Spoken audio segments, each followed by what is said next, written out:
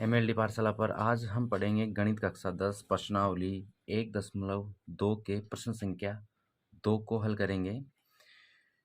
इस प्रश्न के अनुसार पूर्णांकों में के निम्नलिखित युग्मों के HCF ज्ञात कीजिए। हमें ये जो दिए गए पूर्णांक हैं इनके HCF ज्ञात करना है तथा जांच कीजिए कि दो संख्याओं का जो गुणनफल है वो HCF और LCM के गुणनफल के बराबर होता है। ठीक है, तो सबसे पहले हम इनको जो HCF है वो ज्ञात करेंगे अभाज्य गुणनखंड करके। पहला प्रश्न है 26 और 91। ठीक है, इसका हम गुणनखंड विधि से क्या करेंगे, HCF ज्ञात करेंगे। तो 26 का हम गुणनखंड करेंगे तो 26 में एक तो 2 का जाता है और 2 का जाने के बाद में 13 का जाता है। ठीक है, उसी तरह 91 में पहले 7 एकम 7 और 7 तिया 21, 7 का जाता है और 13। तो ये तो हो गए इनके गुणनखंड। ठीक है, अब इनके गुणनखंड से इनका HCF ज्ञात कर लेंगे हम। तो 26 और 91 का HCF। अब HCF किस प्रकार से ज्ञात करते हैं हम, जो अधिकतम घात होती है संख्या की, किसी भी संख्या की, जो दोनों संख्याओं का गुणनखंड होना चाहिए। ठीक है, जो कम से कम घात हो और दोनों का गुणनखंड होना चाहिए, और अधिकतम घात हो लेकिन दोनों का ही गुणनखंड होना चाहिए। ठीक है, तो यहाँ 13 की घात 1 है, अधिकतम यहाँ पर भी 1 है, और यहाँ 7 की घात 1 है, यहाँ 7 की घात 0 है और 2 की घात इसमें है। तो इसमें अधिकतम कितनी है, 1 घात है, इसमें भी अधिकतम 1 है और न्यूनतम भी कितनी है, 1 है।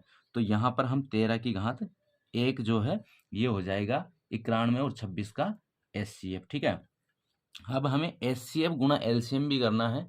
तो HCF गुणा LCM करने के लिए LCM भी ज्ञात करना होगा। तो इनका जो LCM होगा वो इन सभी गुणनखंडों को हम गुणा कर देंगे जिनकी न्यूनतम और अधिकतम घात दोनों है।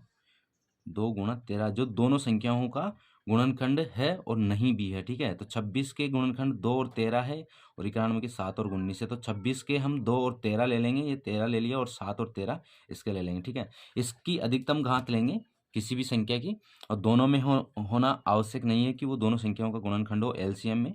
तो ये हो जाएंगे 93 91, और 91 को 2 से गुणा करेंगे, 2 एकम 2, 2 9 18, 182 क्या हो गया इनका LCM हो गया। अब हम सत्यापन करेंगे। तो सत्यापन में क्या है कि दोनों संख्याओं का गुणनफल किसके बराबर होना चाहिए, इनके HCF और LCM के गुणनफल के बराबर। ठीक है, तो दो संख्या कौन कौन सी है, 26 और 91, और HCF गुणा LCM। ठीक है, तो 26 और 91 को हम गुणा करेंगे। यहाँ हम 26 और 91 जो दोनों संख्याओं का गुणनफल करेंगे, ये हमें 2366 प्राप्त होता है, और HCF जो है अपने पास में 182 गुणा 13, तो ये भी कितना प्राप्त होता है, 2366। ठीक है, तो यहाँ पर जो है दोनों संख्याओं का जो गुणनफल है और जो HCF और LCM का जो गुणनफल है वो क्या है, बराबर है। दो संख्याओं का जो गुणनफल है वो किसके बराबर है, HCF और LCM के गुणनफल के बराबर। ये प्रश्न संख्या 1। अगला प्रश्न है प्रश्न संख्या 2। तो ये 510 और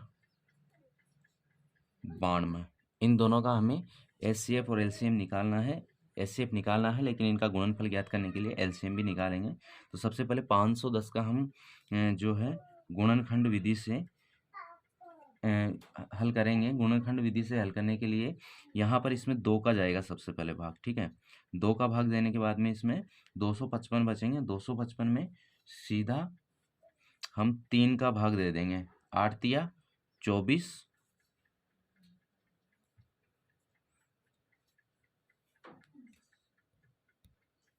अगला प्रश्न है 510, इसका हम गुणनखंड करेंगे। प्रश्न संख्या 2 है इस तरह से। ठीक है, तो 2 का भाग इसमें जाएगा, और 2 दूना 4 बचे 1, 11 हो गए, 2 पंजे 10, फिर बचे 1, 5 दूना 10। ठीक है, उसके बाद में इसमें 3 का भाग जा रहा है, 8 तिया 24 और 5 तिया 15, 3 का भाग 8 तिया 24, 1 बचे 15 हो गए, और 5 तिया 15। उसके बाद में फिर 3 का नहीं जा रहा है इसमें, इसमें जाएगा 5 का भाग जाएगा, तो 5 का भाग देंगे इसमें, तो 5 एकम 5, 3 बचे, 7 पंजे 35, 17, और 17 में 17 का भाग है, क्योंकि 17 क्या है, एक अभाज्य संख्या है, ठीक है। तो 17 में 17 का ही भाग जाएगा।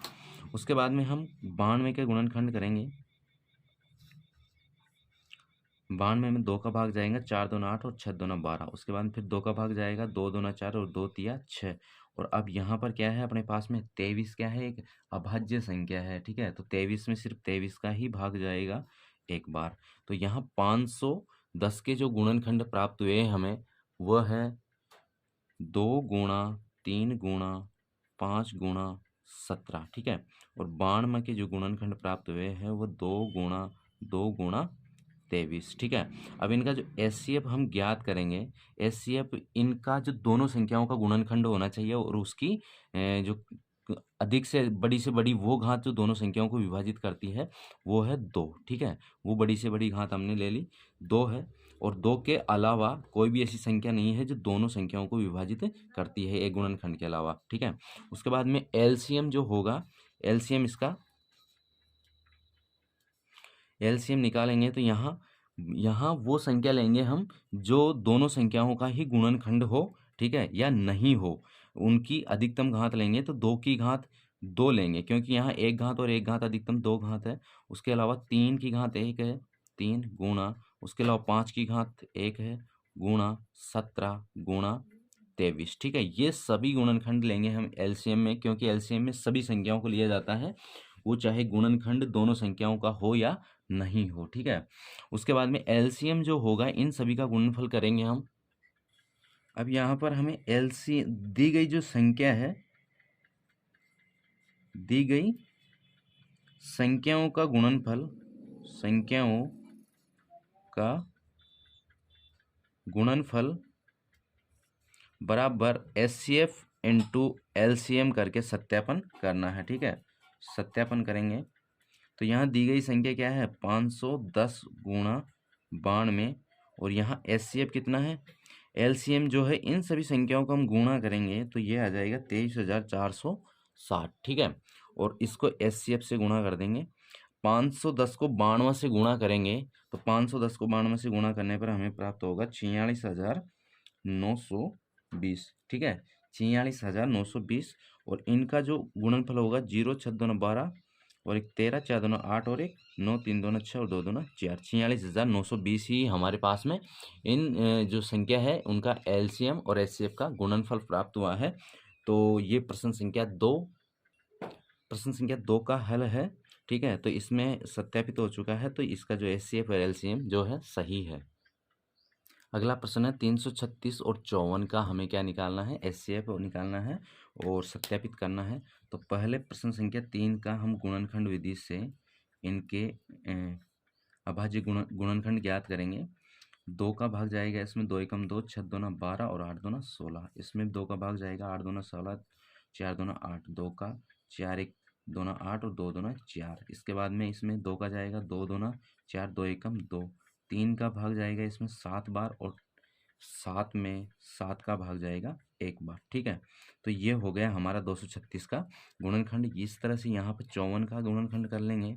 2 का भाग जाएगा इसमें, 2 दूना 4 बचे 1, 7 दूना 14। उसके बाद में 3 का जाएगा, 9 तिया 27, फिर 3 का जाएगा, 3 तिया 9 और इसमें फिर 3 का 1 बार, ठीक है।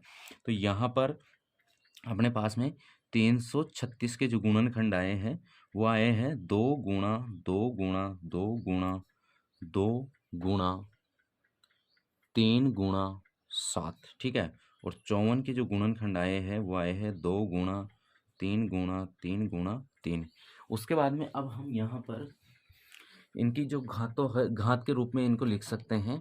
तो 336, 2 की घात 1 2 3 और 4, 2 की घात हो गई 4 गुणा 3 की घात 1 है और 7 की घात 1 है।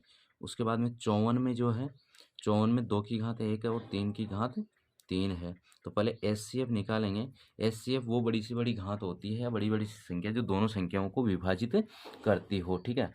तो यहाँ 2 की घात 1 इसमें भी है, तो 2 की घात 1 हो गई एक, तो जो दोनों को ही एक एक बार विभाजित करेगी। उसके बाद में 3 की घात 1 इसमें है और 3 की घात 3 है, तो 3 की घात 1 ही इसको विभाजित करती है, तो 2 की घात 3, ठीक है। 2 की घात 4 में से हम यहाँ सिर्फ ये वाली घात लेंगे और 3 की घात में से ये वाली घात लेंगे, ठीक है। तो 3 दूना 6 जो है इसका एचसीएफ हो जाएगा। अब इसका एलसीएम हम ज्ञात करेंगे, तो यहाँ से छोटी और बड़ी दोनों घातों को लेंगे, में कम से कम और ज़्यादा से ज़्यादा को। 2 की घात 4 को लेंगे 2 की घात में से, गुणा 3 की घात में से लेंगे हम 3 की घात 3 को, गुणा, और ये आएगा 7, ठीक है। तो ये अपने पास में एलसीएम इस प्रकार से ज्ञात होगा। अभी जो दी गई संख्या है, 2 संख्याओं का गुणनफल और एचसीएफ इंटू एलसीएम का गुणनफल है, वो हम ज्ञात करेंगे यहाँ पर। तो यहाँ से 336 को गुणा करेंगे 54 से, और यहाँ जो एचसीएफ है वो है 6, ठीक है। गुणा जो एलसीएम है, इन एलसीएम का जो गुणनफल आया है वो आया है 18,144, ठीक है। तो यहाँ जो इनका गुणनफल प्राप्त होगा हमें, 54 को 336 से गुणा करने पर अपने पास में प्राप्त हुआ है, ये 18,144 नहीं है, 3,024 है, ठीक है, 3,024। इनका जो गुणनफल, दोनों का गुणनफल होगा वो होगा 18,144, और इनका भी गुणनफल हो जाएगा 6 चौक 24, 6 दूना 12 और 2 14, 4 हासिल का 1, और ये 14 का 14 है, 36 18, 18,144। तो मतलब ये इस प्रकार से सत्यापित हो चुका है कि 2 संख्याओं का गुणनफल किसके बराबर होता है, एचसीएफ गुणा एलसीएम के बराबर। तो आज की इस वीडियो में 3 जो प्रश्न है वो प्रश्न संख्या 2 के एचसीएफ और एलसीएम निकालने से संबंधित प्रश्न थे, उनको हल किया है। वीडियो पसंद आए लाइक कीजिए, शेयर कीजिए, चैनल को सब्सक्राइब कीजिए। धन्यवाद।